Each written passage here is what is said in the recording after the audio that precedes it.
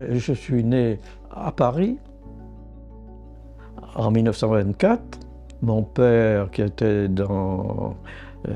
travaillait à la Caisse des dépôts et consignations à Paris, a été nommé percepteur à Saint-Just-la-Pendue. Vous connaissez Saint-Just-la-Pendue? Bah non.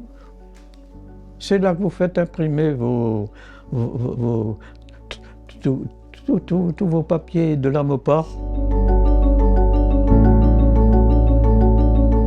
Et alors j'ai fait mes études au lycée de garçons de Roanne, qui était un lycée très sérieux, très bien.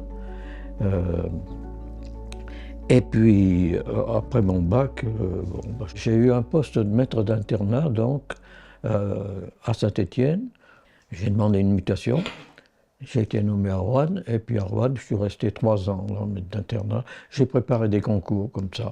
J'ai passé le concours d'économe, je l'ai eu, et j'ai été nommé économe au lycée professionnel de Lure.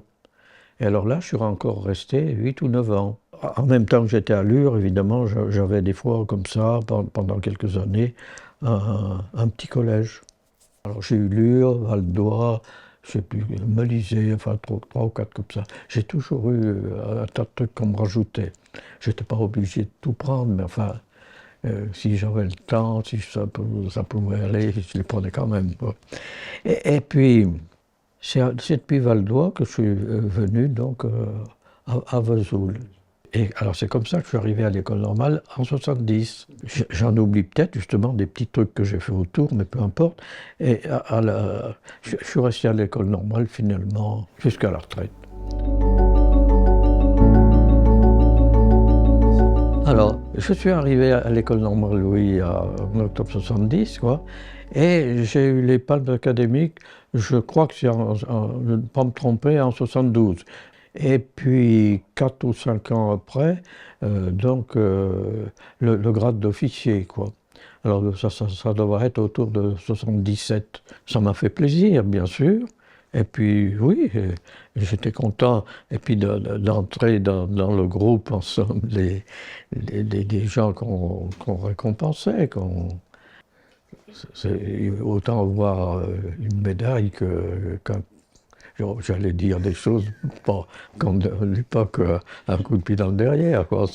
Non, en même temps, c'était un remerciement un petit peu de travail de l'État ou de l'administration, parce que d'après ma liste de mon curriculum vitae, en somme, je leur ai rendu beaucoup de services.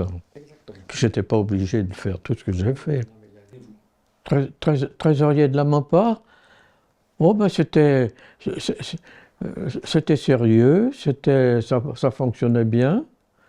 Moi, ce que j'ai essayé de faire, votre trésorier actuel me disait, c'est bien, ça c'est bien.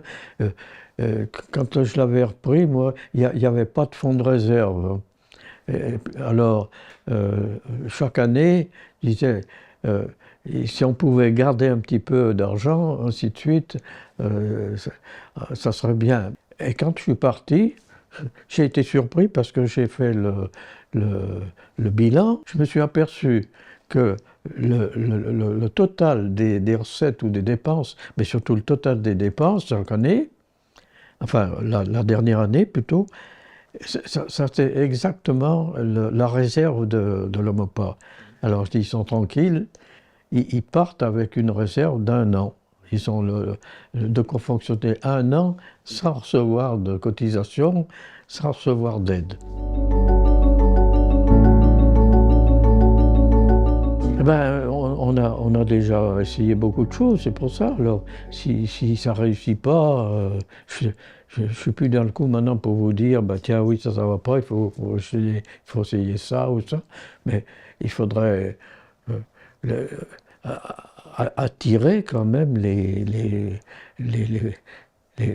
futurs promus, ou quand ils sont promus, vers l'association. Au moins qu'ils aient un intérêt amical, un intérêt de réunion qui peuvent les intéresser un peu. Il faut faire partie d'un groupe.